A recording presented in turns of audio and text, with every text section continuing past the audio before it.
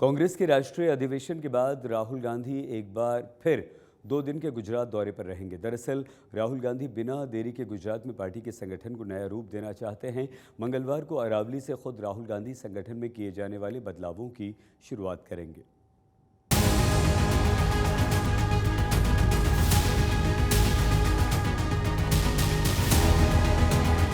गुजरात विधानसभा चुनाव में अभी 2 साल का वक्त है, लेकिन सियासी तपिश अभी से बढ़ गई है।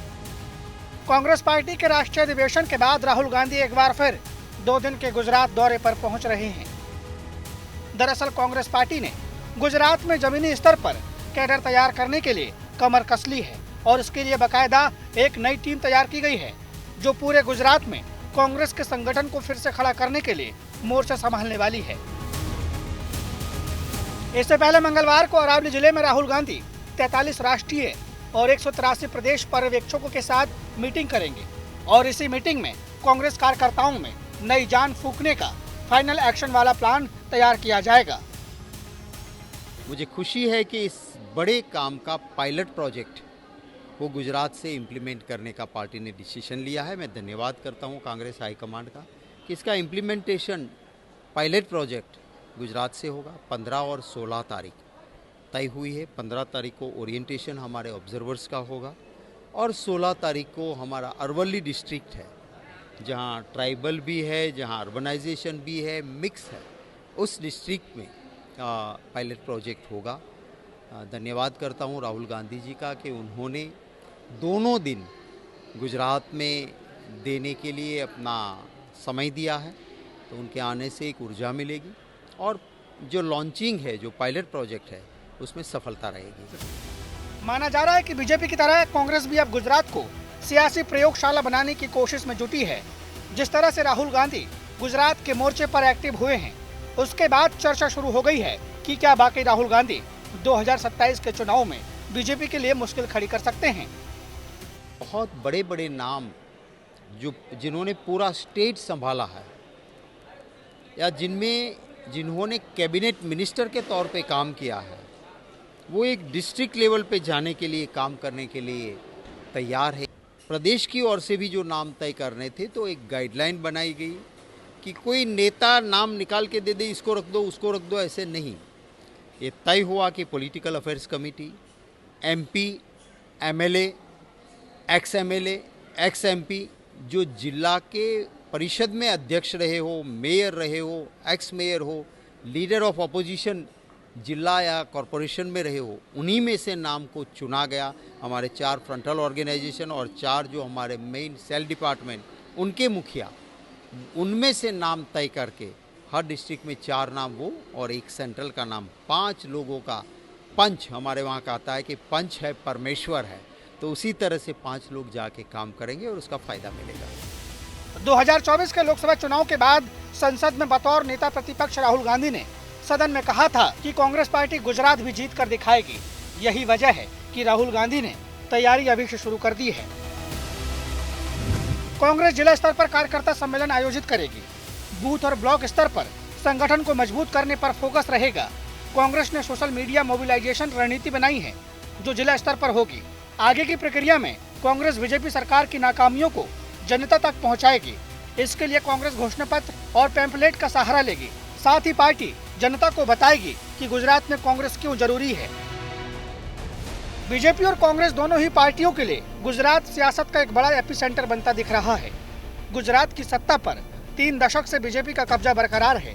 कांग्रेस तमाम जतन कर चुकी है, लेकिन उसका कोई भी सियासी दांव कामयाब नहीं हो रहा है। अब गुजरात में राहुल गांधी नई कांग्रेस का निर्माण करने के साथ चुनाव के लिए पार्टी में नई जान फूंकने के काम में जुट गए हैं। माना जा रहा है कि राहुल का ये दौरा बेजान पड़ी कांग्रेस में एक नई ऊर्जा और जोश भरेगा। अहमदाबाद से अतुल तिवारी के साथ आज तक ब्यूरो। जूनागढ़ की विसावदर विधानसभा सीट पर उपचुनाव होना है।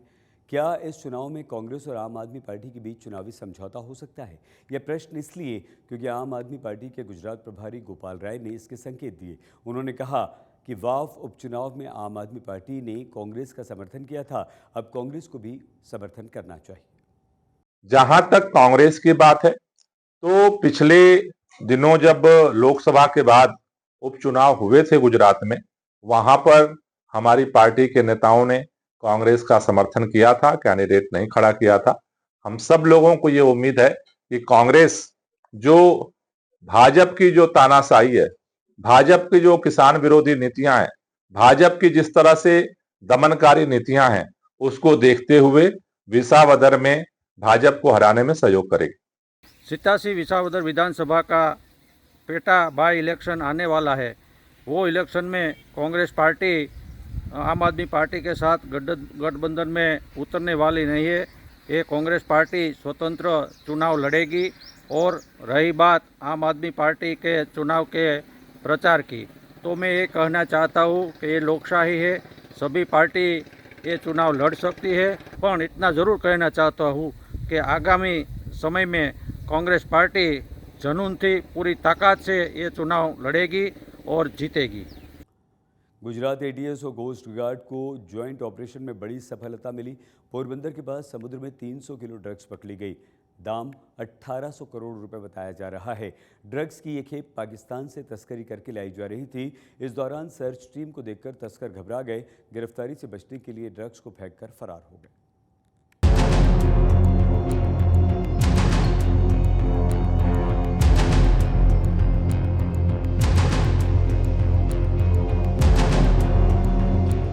ड्रग्स के इस खेप को देखिए।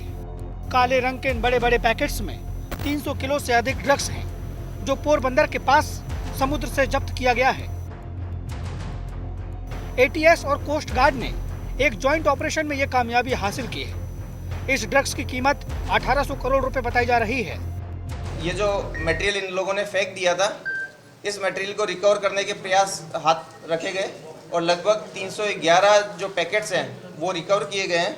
इन 311 पैकेट्स में प्राइमा फेसी मेथाम्फेटामाइन आइस जिसे कहते हैं वो रिकवर हुआ है, जिसकी अंतर्राष्ट्रीय बाजार में जो कीमत है वो लगभग 1800 करोड़ होगी। गुजरात एटीएस से मिली जानकारी के बाद कोस्ट गार्ड ने सर्च के लिए जहाज भेजा था।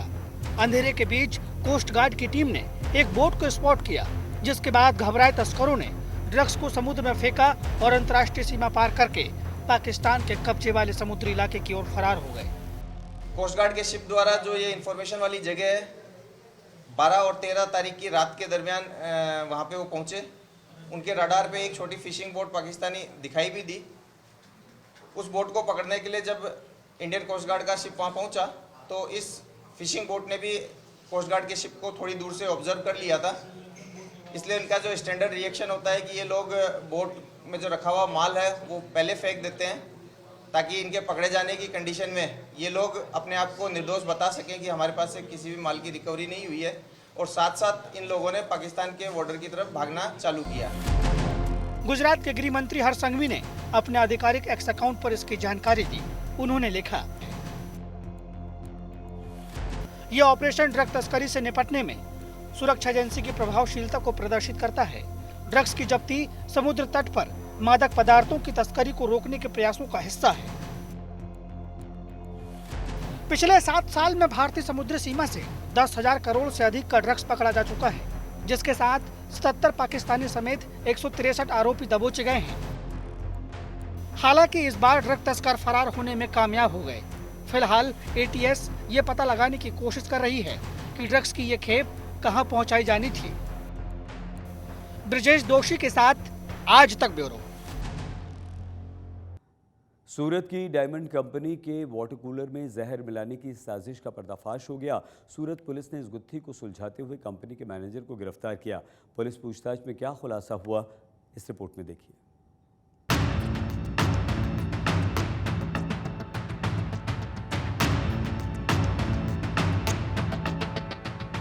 सूरत पुलिस की गिरफ्त में खड़ा यह शख्स निकुंज देव मुरारी है। ये उसी डायमंड कंपनी का मैनेजर है जहां वाटर कूलर में किसी ने जहर मिला दिया था। 100 से अधिक कर्मचारियों की हत्या की कोशिश के इस केस का पुलिस ने पर्दाफाश कर दिया है। पुलिस के मुताबिक पानी में जहर किसी और ने नहीं, बल्कि खुद कंपनी के मैनेजर निकुंज देव मुरारी ने ही मिलाया था। निकुंज ने 31 मार्च को जहर का पैकेट खरीदा, फिर 9 मार्च की सुबह जहर का पैकेट कंपनी के वाटर कूलर में डाल दिया था। पानी पीने के बाद वर्कर्स की तबीयत बिगड़ने लगी। वाटर कूलर को खोलकर देखा गया तो अंदर से सल्फास का ये पैकेट बरामद हुआ। इसने ये पैकेट जो सेल्फोस का पैकेट है, ये 31 मार्च को कापोद्राई पुलिस स्टेशन के विस्तार में एक जो रिटेल शॉप है वहाँ से इसने खरीदा। और जब ये सेल्फोस का पैकेट फाड़ के अपना जान लेने के लिए पानी की टंकी के पास गया तो इसकी हिम्मत नहीं हुई और ये डर गया। और वहाँ पे लोगों की आवक काफ़ी थी, तो इसने डर के मारे वो छुपाने के लिए उस पैकेट को पानी में डाल दिया। पानी में डालने के बाद जब इसको रियलाइज़ हुआ 2-3-4 मिनट के बाद कि इससे बहुत लोग मर जाएंगे, तो इसने खुद ही हंगामा स्टार्ट कर दिया कि पानी में जहर मिला है और यहाँ पे सेल्फोस का पाउडर मिला है। तो इसके बेसिस पे हमने इसका पूरा स्टेटमेंट रिकॉर्ड किया और इसकी धरपकड़ की है। वाटर कूलर के पास सीसीटीवी नहीं होने की वजह से इस बात का पता लगाना मुश्किल हो रहा था कि पानी में सल्फास का पैकेट किसने डाला। मामले की गंभीरता को देखते हुए पुलिस ने 4 अलग अलग टीमें बनाई और जांच शुरू कर दी। जिस दुकान से सल्फास का पैकेट बेचा गया था, पुलिस उस दुकान पर पहुंची। दुकान के कैमरे फुटेज खंगाले गए, उसमें निकुंज सल्फास का पैकेट खरीदता हुआ दिखाई दिया। आरोपी को पकड़ने के लिए पुलिस ने बहुत मेहनत की है। हमने 2 इंस्पेक्टर से लेते हुए करीबन 4 टीम बनाई और अलग अलग टीम से बेसिस पे हमने सीसीटीवी और भी तरीकों को इस्तेमाल किया इस केस को डिटेक्ट करने में। जब सीसीटीवी देखना स्टार्ट किया तो हमें ये पता चला कि ये आदमी 31 मार्च को ये पैकेट लेने आया है यहाँ पे, तो हमें वहाँ से भी ये लगभग क्लियर हो गया था कि यही इन्वॉल्व है। 31 मार्च को रात को 9 साढ़े 9 बजे उस शॉप पे ये पैकेट लेने आता है और गूगल पे से ट्रांजैक्शन करता है, तो उसका भी हमारे पास प्रूफ है कि इसने ट्रांजैक्शन किया है। निकुंज को फैक्ट्री से 20 से 25 हजार रुपए महीना सैलरी मिलती थी, लेकिन अपने महंगे शौक पूरे करने के लिए इसने अपने दोस्तों से 9 लाख रुपए का कर्ज ले रखा था। इसी हताशा में वो खुद आत्महत्या करना चाहता था। ने अपने एक फ्रेंड से 10 लाख रुपए का उधार लिया था और ये ऑनलाइन बिजनेसेस जैसे ईबे या इट्सी जैसे बिजनेसेस ऑनलाइन प्लेटफॉर्म्स में सेलिंग का काम करता था और इसके अपने फ्रेंड से काफ़ी लोन हो गया था। इसके फ्रेंड को कहीं विदेश जाना था, तो इसका फ्रेंड जो है इसके ऊपर प्रेशर बना रहा था बार बार पैसा लौटाने का, और इसकी लाइफस्टाइल भी थोड़ी लेविश थी। 1-2 खर्च इसके ज़्यादा थे जितनी इसकी आवक थी। इसकी सैलरी सिर्फ 21,000 रुपये थी। तो इसके उपलक्ष्य में इसने सुसाइड करने का अटेम्प्ट किया। हालांकि पुलिस की गिरफ्त में आने के बाद निकुंज जो बता रहा है वही सच है या फिर कोई और बड़ी साजिश थी, इसका खुलासा होना भी बाकी है। सूरत से संजय सिंह राठौड़ के साथ आज तक ब्यूरो। भारत में बैंक्स को 13,000 करोड़ से अधिक का चूना लगाकर फरार हुए मेहुल चोकसी को बेल्जियम में गिरफ्तार कर लिया गया। जिस तरह बेल्जियम के पुलिस अधिकारियों ने भारतीय जांच एजेंसियों की शिकायत पर चोकसी को अरेस्ट किया, उससे इस बात की पूरी संभावना है कि चोकसी को जल्द ही भारतीय एजेंसियों को सौंपा जा सकता है।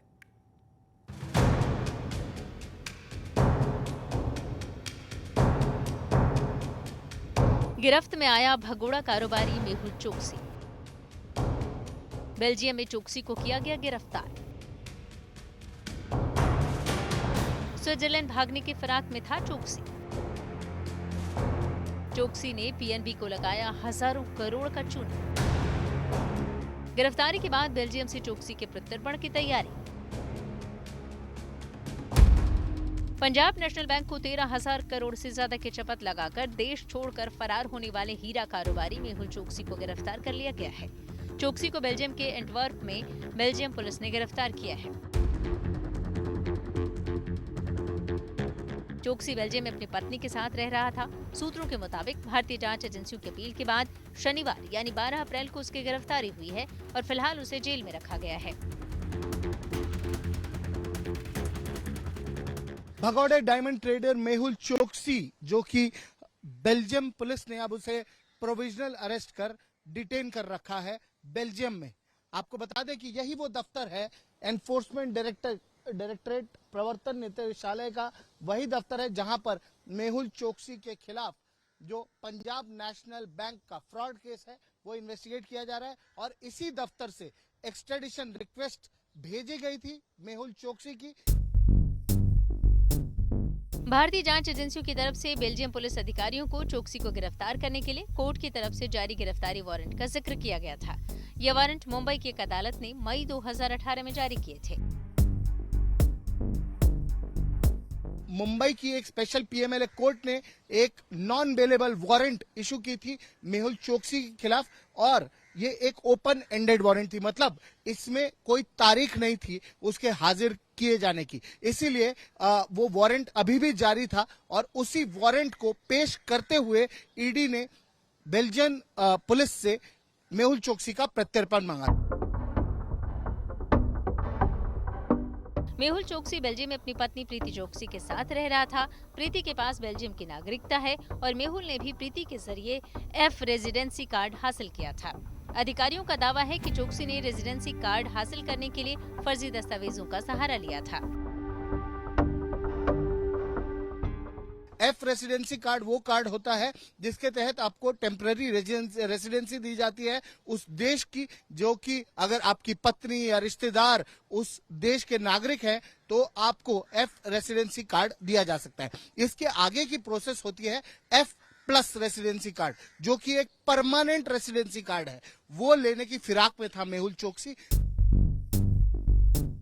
चोकसी भारत से फरार होने के बाद कैरेबियाई देश एंटीगुआ पहुंच गया था और वहां की नागरिकता हासिल करने के बाद वो वहीं रह रहा था। चोकसी पिछले साल अपना इलाज कराने के लिए बेल्जियम पहुंचा था और इससे पहले कि वो यहां से फरार हो पाता, वो बेल्जियन अधिकारियों के हत्थे चढ़ गया और अब भारतीय एजेंसियां उसके बेल्जियम से प्रत्यर्पण की तैयारियों में जुट गई हैं।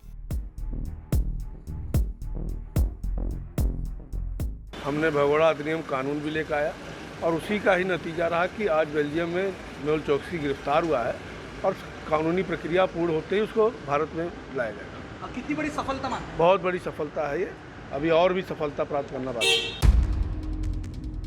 पंजाब नेशनल बैंक को हजारों करोड़ रुपए का चूना लगाकर फरार होने के बाद ईडी ने मेहुल चोकसी की संपत्तियों को जब्त कर लिया है, जिसमें करोड़ों की कीमत वाले साउथ मुंबई के गोकुल अपार्टमेंट के 2 आलीशान फ्लैट शामिल हैं।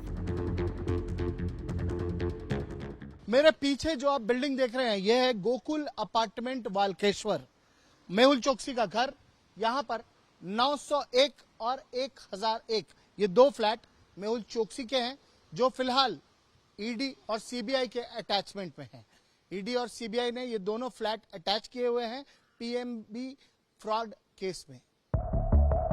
चोकसी देश के उन चुनिंदा आर्थिक अपराधियों में शामिल है जिसे भारत सरकार लगातार देश में वापस लाने की कोशिश कर रही है। चोकसी की बेल्जियम में गिरफ्तारी के बाद उसको देश में वापस लाए जाने की संभावना बढ़ गई है।